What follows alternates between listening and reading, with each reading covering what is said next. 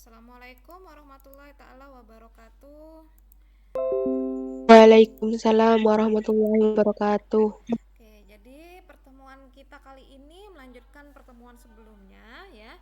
Di sini ada yang saya tambahkan daripada informasi minggu lalu ya. Jadi mikroorganisme ini ada yang digunakan untuk menghasilkan obat ya, diantaranya antibiotik. Nah, antibiotik ini fungsinya adalah menghambat pertumbuhan mikroorganisme terutama bakteri. Jadi khususnya pada bakteri ya, tidak bisa untuk virus antibiotik. Nah, kalau untuk virus itu ada sendiri yaitu antivirus ya. Contohnya adalah di sini penisilin, cefalosporin dan tetrasiklin. Kemudian untuk yang vaksin ini untuk menambah kekebalan tubuh ya, seperti yang sekarang yang lagi viral ya, vaksin corona. Nah, itu sebenarnya terbuat dari apa? Jadi vaksin ini terbuat dari bakteri atau virus yang sudah dilemahkan. Jadi dilemahkan dulu ya bakteri atau virus, kemudian ditanamkan dalam tubuh kita. Jadi kalau nanti ada yang menyerang ya, itu sudah membuat sistem kekebalan sudah tidak terkena lagi ya. Jadi seperti itu prosesnya. Nah, sekarang kita lanjutkan ya.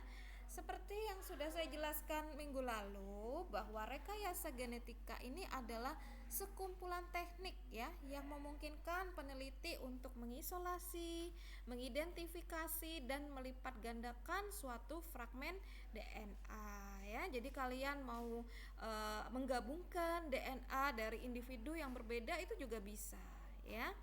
Nah, sekarang kita lihat di bidang kedokteran ya dan farmasi. Nah, ada pengobatan yaitu pengobatan insulin. Nah, mungkin ada yang tahu yang bisa dinyalakan mikrofonnya. Ada yang tahu kira-kira insulin ini bisa digunakan untuk mengobati penyakit apa? Yuk, suntik insulin. Ya, mungkin ada yang pernah mendengar suntik insulin. Ini bisa mengobati penyakit apa? Oke, ada yang bisa menjawab? Suntik insulin kira-kira bisa mengobati penyakit apa? Jadi ini insulin itu sebenarnya hormon yang terdapat di dalam manusia, hormon insulin. Ini fungsinya adalah memecah gula, ya. Jadi ini adalah perannya dalam kencing manis atau diabetes mellitus. Jadi kalau hormon insulinnya tidak berfungsi dengan baik, maka otomatis kadar gula di dalam darahnya tidak bisa dipecah, sehingga itu kenapa urinnya manis ya, sehingga diberi nama kencing manis. Nah, kalau sudah terlalu parah ya, maka pengobatannya adalah dengan menyuntikkan hormon insulin. Ternyata insulin ini dapat diproduksi oleh bakteri E. coli. Yuk, yang bisa langsung jawab. Yuk, kalian tahu tidak bakteri E. coli ini bisa didapatkan di mana? Ayo, ada yang bisa jawab? Bakteri E. coli ini bisa didapatkan di mana? Ayo. Ada yang bisa jawab? E. coli bisa didapatkan di mana? Nah. Oke, udah Di, lupa. us- Di mana? Di mana? di usus. Iya, betul sekali. Siapa dia yang jawab barusan namanya? Dewi Bu. Dewi. Iya, betul sekali. Ya, bakteri E. coli ini bisa ditemukan di usus besar ya. Oke, nah ternyata ini bisa digunakan untuk menghasilkan atau memproduksi yang namanya hormon insulin ya. Oke. Nah, proses pembuatan ini kita kenal dengan teknik pencakokan gen. Nah, sekarang manfaat rekayasa genetika yang lain di bidang kedokteran dan farmasi. Nah, ini ada yang namanya antibodi monoklonal. Jadi ini hanya membuat antibodi hanya untuk satu jenis saja, satu antigen saja ya. Biasanya untuk pengobatan tumor ya, seperti itu. Jadi tikus yang diimunisasi dengan antigen X, kemudian selnya akan membentuk antibodi anti X. Bu, kenapa sih kok eksperimen itu banyak yang menggunakan tikus? Yo, silakan yang bisa langsung jawab. Kenapa sih penelitian-penelitian itu kok banyak yang menggunakan tikus? Tapi ingat ya, bukan tikus yang di rumah kalian ya. tikusnya itu tikus mencit apa ya, tikus putih ya, dan itu diperjualbelikan ya. Dulu teman saya tuh yang biologi, dia dulu penelitian, jadi memang diternakkan khusus, makanannya khusus ya. Jadi warnanya putih ya, nanti digunakan untuk penelitian. Jadi kalau gagal beli lagi, dicoba lagi ya. Jadi bukan tikus yang ada di rumah kalian, tidak. Yuk, pertanyaannya, kenapa sih kok para ilmuwan itu kalau meneliti kok banyak menggunakan tikus ya untuk ini penelitiannya? Ayo, gampang. Yuk, yang bisa. Yuk, Mia, oke, silakan. Saya Bu, Ya, Mia. alasan lain kenapa tikus sering sebagai alat percobaan karena karakteristik genetik, Mm-mm. biologi, dan perilakunya sangat mirip dengan manusia dan banyak gejala kondisi manusia dapat direplikasi pada tikus. Iya, betul sekali ya. Nah, jadi kalau emang mau mencari bahan penelitian kan harus yang mirip dengan manusia, berarti jenis mamalia. Nah, sementara yang paling mudah didapat ya, kemudian yang paling mirip, dan kemudian reproduksinya juga paling mudah ya, tikus ya.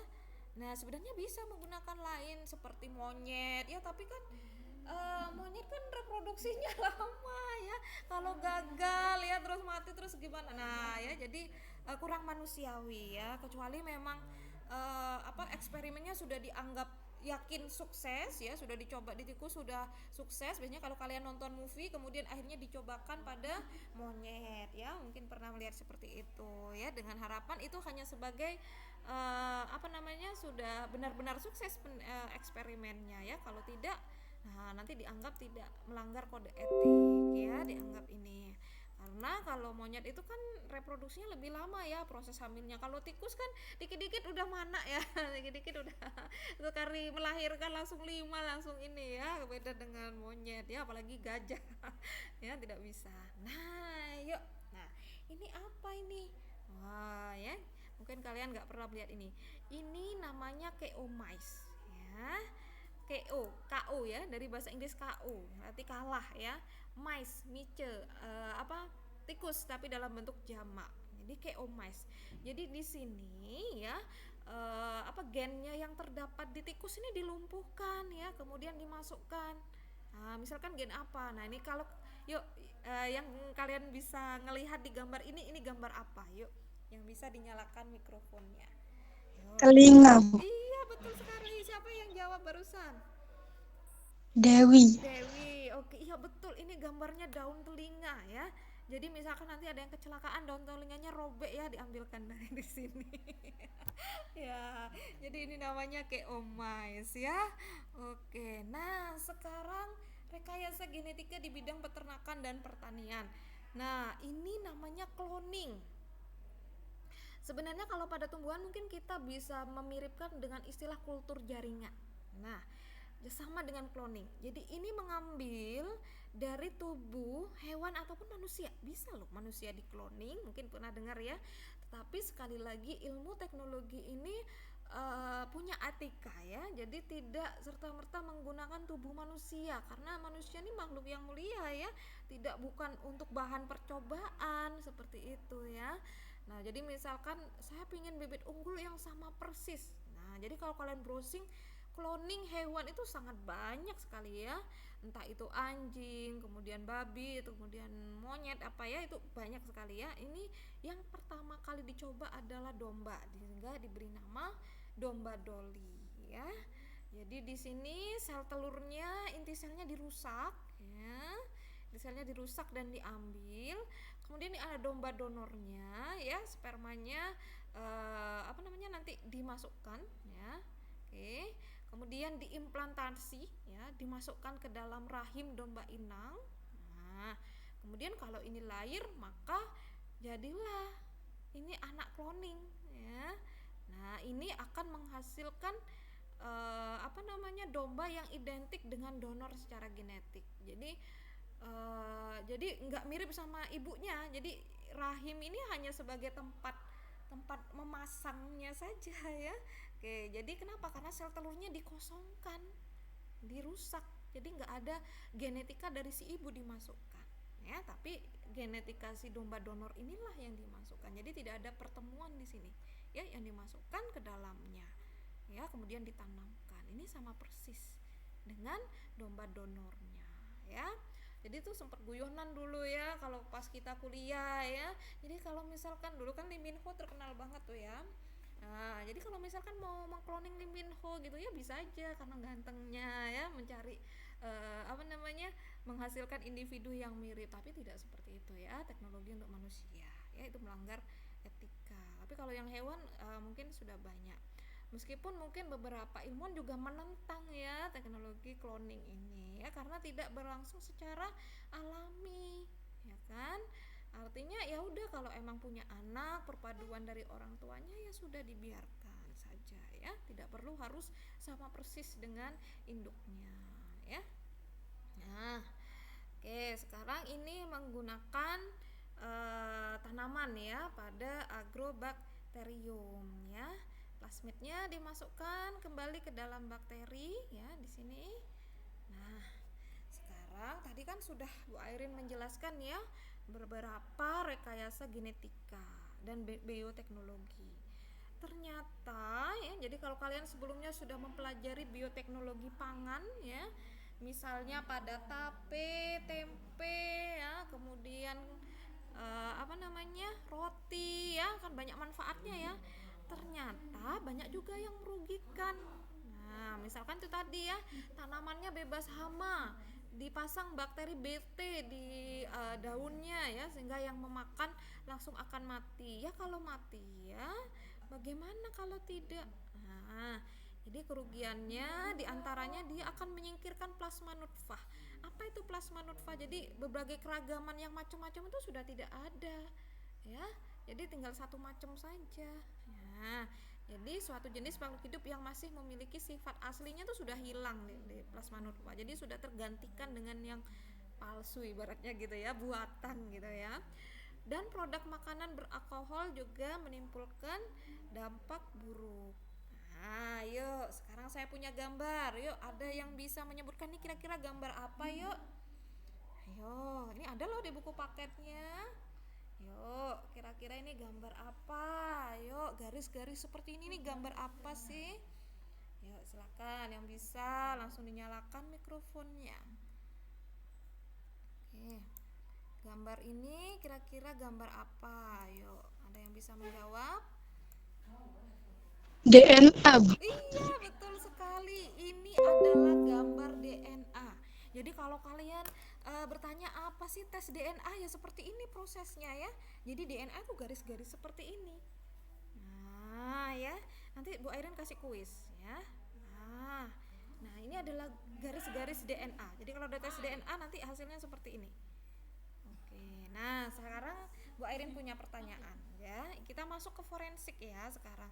Jadi kalau kita ngelihat kurikulum di luar itu sudah nggak bicara lagi yang namanya pembuatan tempe, kemudian roti, itu sudah tidak membicarakan itu lagi ya. Jadi di sana emang ketika saya membaca buku di sana, jadi memang sudah berbicara tentang DNA, rekayasa genetika, kemudian forensik. Jadi ketika sudah SMA, jadi biologinya di sana sudah tentang studi kasus tentang forensik. Nah ya, ini pengayaan dan nggak ada di soal, tapi saya ingin kalian tahu karena ini berhubungan dengan kehidupan kita sehari-hari. Kalian sudah sering ya pastinya nonton atau membaca novel detektif. Nah ya, sekarang saya punya pertanyaan yang pertama. Ini soalnya, ini hasil sampel DNA-nya. Oke ya. Nah, saya bacakan ya soalnya. 3 orang pria telah dituduh melakukan pembunuhan. Kemudian data analisis RFLP (Restriction Fragment Length Polymorphism) dari hasil tes darah dan darah pelaku yang ditemukan pada tempat kejadian pembunuhan digunakan untuk menentukan pria yang mana yang telah melakukan pembunuhan. Berdasarkan data di atas, pria manakah yang telah melakukan pembunuhan? Ya, jadi kalau kalian nanti tertarik dengan investigasi ya, jadi begini ya ceritanya ya. Jadi di suatu rumah itu ada pembunuhan. Nah, ada darah, bercak darah. Diambil sampelnya, ya, diambil DNA-nya. Nah, pastinya kan ada ternyata pastinya ada darah korban ya. ternyata ada satu jenis darah lagi ditemukan sampel DNA yang lain. Nah, berarti itu adalah sampel DNA milik pembunuhnya. Nah, ini adalah sampel DNA-nya. Oke ya, kelihatan ya gambarnya di sana. Nah, si polisi ini ya sudah mencurigai 3 pria. Diambil DNA-nya masing-masing. Pria 1, pria 2, dan pria 3. Pertanyaannya, silahkan yang bisa langsung dinyalakan mikrofonnya, hanya menebak saja. Dari ketiga pria ini, pria 1, pria 2, dan pria 3, yang manakah yang termasuk pelaku pembunuhan? Oke, yuk silahkan. Ya, ada yang mau coba ngeguess? Ini menebak saja ya. Tidak perlu pakai alasan, tidak apa-apa. Yuk. Pria kedua. Pria kedua, siapa namanya? Mia Puspita. Mia menebak pria kedua. Ada yang punya jawaban yang lain? Silakan. Yuk, dilihat baik-baik sampelnya. Gak ada yang salah, Bu. Gak ada pelakunya. Ini siapa yang jawab? Dewi, Bu. Dewi lagi. Oke, ada lagi yang punya jawaban lagi? Mia menjawab pria 2, Dewi menjawab tidak ada pelakunya. Yuk. Adakah yang mau menjawab pria 1? Atau pria 3? Yuk, yang lainnya. Saki, Buana mungkin, atau yang lain? Oke, kira-kira yang mana ya? Jadi kalau kalian baca novel atau baca film, teknisnya tuh seperti ini. Ini studi kasus ya, gambarannya. Nanti kalau SMA biasanya banyak seperti ini. Kalau di luar negeri kurikulumnya ya, kalau di sini sepertinya tidak. Ya, oke, silakan. Ada yang mau coba jawab yang lain? Oke, sekarang kita lihat ya sampel DNA-nya ya. Nah, garisnya ya dilihat, ada garis di atas. Yang punya garis di atas hanya pria 1 dan pria 2. Pria 3 tidak punya. Berarti pria 3 bukan pelakunya. Oke, paham ya? Sekarang garis yang kedua. Nah, pria 2 punya, pria 1 nggak punya. Berarti pria 1 bukan pelakunya. Kita teruskan. Benarkah pria 2 ini pelaku pembunuhan? Di sini ada garis, oke. Di sini ada garis, oke. Dilihat lagi. Loh, kok pria 2 tidak punya? Berarti pria 2 juga bukan pelakunya. Berarti yang mana pelakunya? Bukan semuanya. Ya, berarti jawabannya betul ya, Dewi ya. Jadi polisinya harus cari lagi ya tersangka yang lain, karena ketiga yang dicurigai tadi ternyata bukan pelaku pembunuhan. Oke, paham ya? Ya, jadi kalau kalian ya pembelajarannya tuh seperti ini ya teknisnya. Jadi kalau kalian nonton movie kemudian membaca cerita, jadi paham, oh sebenarnya seperti itu toh tekniknya ya.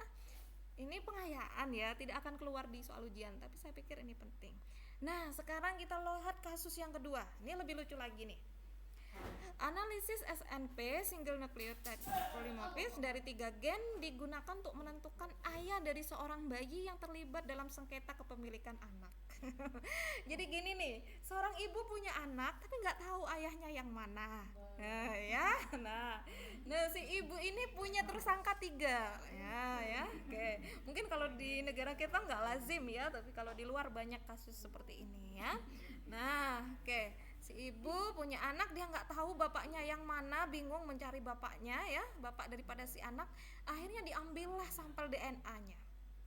Nah, ini sampel DNA si ibu, ini sampel DNA si anak, dan ini adalah sampel DNA dari ketiga pria tersebut.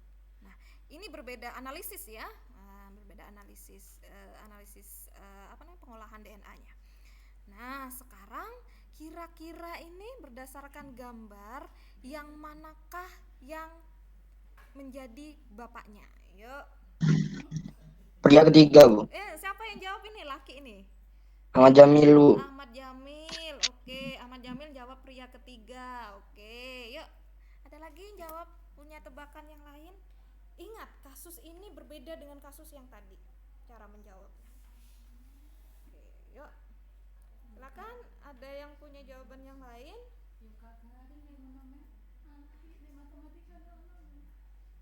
Oke, yuk silakan. Ada yang punya jawaban yang lain? Ayo, Jamil tadi yang jawab. Yang cewek, Zaki, Buana, atau siapa tadi ya? Ada yang punya jawaban yang lain? Oke, pria 1, ada yang menjawab pria 1 atau pria 2? Oke, kita lihat apakah betul ya jawabannya Jamil. Nah, kasus ini berbeda dengan kasus tadi. Kenapa berbeda? Karena DNA si anak adalah gabungan dari DNA si ibu dan ayah. Oke, paham ya? Nah, sekarang fokus kita ngelihat DNA si anak. Anak punya ini ya, garis di atas. Oh, dia ngambil dari si ibu mungkin ya. Bisa juga dari bapaknya juga. Oke, pria 1, pria 2 tidak punya, pria 3 punya. Oke, nggak masalah. Nah, kuncinya pada garis yang kedua. Si anak punya, tapi ibu nggak punya. Berarti dia ngambil DNA siapa? DNA si ayahnya. Yang punya ini adalah pria 2 dan pria 3. Berarti pria 1 bukan bapaknya. Oke, jelas ya? Nah, sekarang kita lihat garis berikutnya si anak. Oke ya, anak punya ya, ibu juga punya. Oh, berarti bisa ngambil dari ibunya. Kita lihat pria 2 juga punya, pria 3 tidak punya. Sekarang garis lagi di bawahnya. Ibu punya, pria 2 dan pria 3 juga punya. Nah, terus mana Bu yang paling betul? Sekarang kecocokan DNA diambil dari yang kecocokannya paling banyak. Sehingga itu kenapa kalau kalian melihat movie kemudian ada hasil tes DNA, maka akan tertulis 99% sama. Mereka tidak akan nulis sampai 100% ya. Artinya dicari yang kecocokannya paling besar. Nah, sekarang mana sih yang paling banyak terdapat pada DNA si anak? Apakah pria 2 atau pria 3? Pria 3. Iya, betul sekali. Jawabannya adalah pria 3. Jamil, betul ya jawabannya. Sudah paham ya? Jadi kalau kalian lihat movie tes DNA, maka pasti hasilnya nanti tertulis 99% cocok atau 99% tidak cocok ya, karena yang diambil adalah yang paling banyak kecocokannya. Sebenarnya DNA ini bisa ngambil dari mana? Sebenarnya bisa ngambil dari seluruh bagian tubuh sih sebenarnya ya. Cuma biasanya orang paling mudah yang ngambil rambut atau air liurnya, itu saja sudah bisa untuk digunakan untuk tes DNA ya. Nah, oke, cukup menarik kan? Udah tahu ya? Nah, sekarang kita lihat rekayasa buah tanpa biji. Nah, biasanya sering ya kalian melihat. Nah, buah tanpa biji ini ada beberapa macam praduga apa ya, kemungkinan. Nah, bisa jadi dia memang hasil kultur jaringan ya, ataupun bibit unggul ya, tapi juga bisa jadi hasil rekayasa. Nah, jadi gennya untuk yang biji itu dihilangkan ya. Oke, jadi bisa menggunakan kultur, bisa menggunakan rekayasa genetika. Bu Erin punya pertanyaan penutup ya nanti ya, ini sudah dijawab. Nah, oke. Ini pertanyaan penutup meeting kita pada siang hari ini ya. Sudah melihat gambar ini? Oke. Sudah. Nah, ini mungkin kalau kalian cari di internet tidak ada. Ya, ini didapatkan dari dosen saya.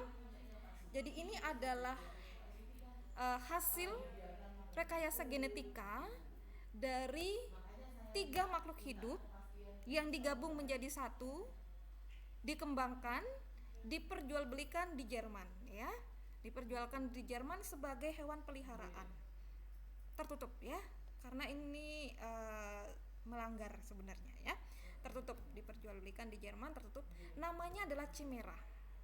Nah, oke ya, bisa dilihat ya gambarnya, lucu nggak? Sebagai hewan peliharaan. Pertanyaannya, kalau kalian melihat bentuknya, kira-kira gabungan dari DNA makhluk mana sajakah? Ingat 3 loh ya, 3 makhluk hidup. Yuk, silakan. Saya Bu, Ya, oke, silakan. manusia, Manusia, sapi, sapi, kelinci. kelinci. Oke, ini siapa tadi yang jawab? Ahmad Jamil. Ahmad Jamil lagi. Manusia, sapi, kelinci. Oke, masih kurang tepat. Yuk, silakan yang lainnya, nggak apa-apa. Yuk, yang mau menebak, ya dilihat baik-baik bentuk tubuhnya ya, kakinya, badannya, kepalanya, yuk dilihat baik-baik, itu mirip apa, yuk hewan apa saja. Ayo silakan. Oke, silakan. Yuk, kira-kira apa saja nih? Oh, masa nggak bisa? Yuk, cuma menebak 3 makhluk hidup ya, pastinya mamalia loh ya. Oke, jangan sampai ngasih hewan lain ya, mamalia. Oke ya. karena akan lebih mudah untuk DNA gen ini adalah sesama ini sesama klasifikasi ya. Jadi kalau mamalia dengan mamalia ya, seperti itu. Tumbuhan dengan tumbuhan ya, seperti itu. Yuk silahkan, yuk. Lailatus, Dewi, Yusril, nggak apa-apa. Lutfi silakan. Yuk, ini punyanya siapa ini? Yang satu tadi sudah betul, yang dua masih kurang tepat. Yuk, silakan. Ini DNA-nya siapa? Yuk. Ya, Lutfi, oke silakan. Tebak aja, punya siapa? Manusia, oke. Babi, oke. Satu lagi. Anjing, oke. Kita lihat ya. Manusianya yang mana, Lutfi? Kaki, oke. Terus anjingnya yang mana? Telinga. Anjing telinga ini ya. Kemudian babinya yang mana? Hidungnya itu. Oh, hidungnya. Ya, oke. Telinga, hidung. Ya, oke betul ya jawabannya. Ya, kayak Lutfi sudah menjawab betul ya pertanyaan penutup dari Bu Airin. Ya, ini adalah gabungan DNA dari manusia, anjing dan babi ya. Jadinya Chimera diperjualbelikan di Jerman ya. Ya, secara tertutup. Oke, silakan kalau ada pertanyaan. Ada yang mau ditanyakan? Oke, materi kita sudah cukup selesai ya sampai di sini. Jadi tadi banyak bahas tentang DNA dan juga rekayasa. kan gomat deh. Oke, Ya, ada yang tak mau bener. ditanyakan sebelum saya akhiri? Oke, tidak ada ya. Mungkin kalian bertanya, jadi kenapa sih kok sampai ada ilmuwan yang berani menggunakan gen manusia sebagai penelitian? Sekali lagi para ilmuwan itu tetap memiliki kode etis ya.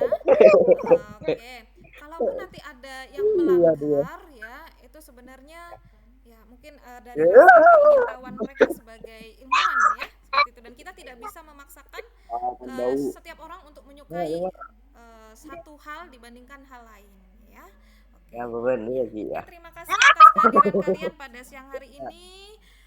Semoga kalian jadi anak soleh-soleha dan mendapatkan ilmu yang bermanfaat. Wabillahi taufik wal hidayah. Wassalamualaikum warahmatullahi wabarakatuh. Waalaikumsalam warahmatullahi